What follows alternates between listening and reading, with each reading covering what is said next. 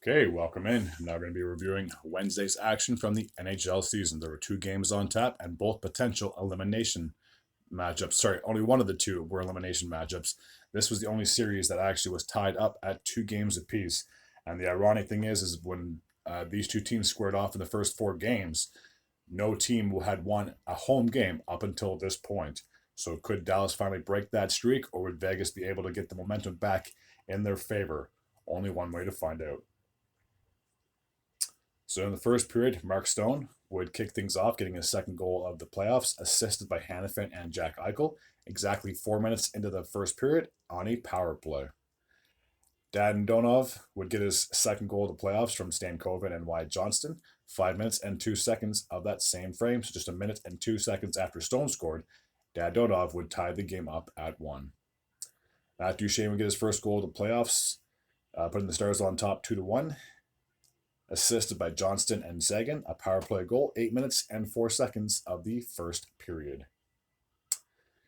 William Carrier would get his first goal of the playoffs with 7.5 minutes to go, assisted by Barbashev and Brandon McNabb. So after 20 minutes of play, we were all tied up at 2. In the second period, Jason Robertson would put the Stars back on top, getting his third goal of the playoffs from Heiskanen and Jamie Benn, a power play goal with 3 minutes and 28 seconds remaining on the clock. That would actually be the game-winning goal. 3-2 would be the final score in favor of the Stars. So after losing the first 2 games of the series, the Stars have won 3 straight games.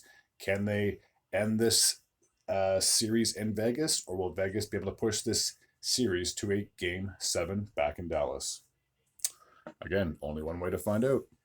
Okay, so the other game from Wednesday took place in Edmonton as they were playing host to the Los Angeles Kings. So this was Game 5 of their best-of-7 series. The Oilers had a 3-1 series lead heading home. Would they be able to put the Kings away for the third straight season, or will the Kings be able to at least stave off elimination for now? Let's dive in. So in the first period, Evander Kane would get his second goal of the playoffs from Kulak and Ryan Nugent-Hopkins with 9 minutes and 43 seconds remaining on the clock. Laferriere would get a lucky break, getting his first goal of the playoffs from Garakov and Matt Roy. What happened was Garakov went to shoot the puck down, and it hit the stanchion in the corner. So as Skinner was trying to play the puck actually bounced back in front of the net while he was behind it. So Lafayette had an open net goal, tying the game up at 1, with just 28 seconds remaining on the clock.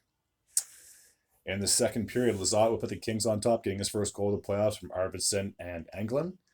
Just 3 minutes and 8 seconds of the second period.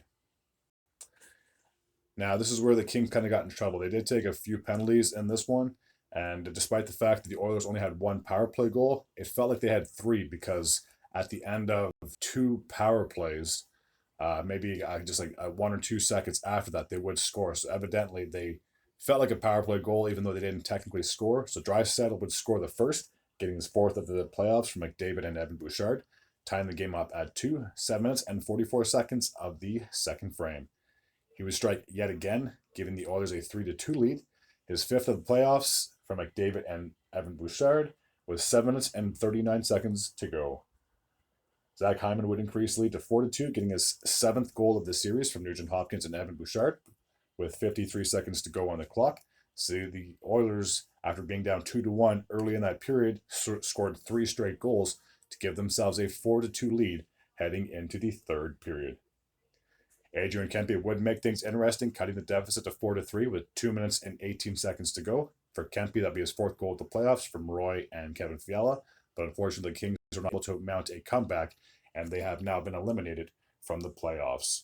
So the Oilers are moving on to the second round for the 3rd straight year. The Kings are packing their bags and heading on an early spring.